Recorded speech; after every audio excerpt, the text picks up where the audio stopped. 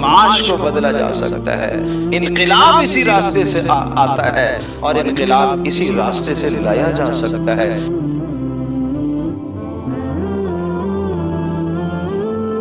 آج دنیا بھی یہ جانتی ہے کہ اس کائنات میں اگر انقلاب آ سکتا ہے تو یہ مدارس کے راستے سے انقلاب آ سکتا ہے۔ اگر لوگوں کی سوچوں کو بدلا جا سکتا ہے تو مدارس کے راستے سے بدلا جا سکتا ہے۔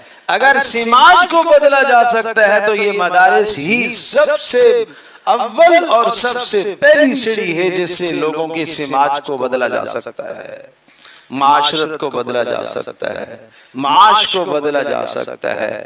انقلاب اسی راستے سے آتا ہے اور انقلاب اسی راستے سے لایا جا سکتا ہے۔ اس لیے آج دنیا میں ڈنڈورا پیٹا جا رہا ہے، بند کرو ان مدارس کو، ختم کرو ان مدارس کو۔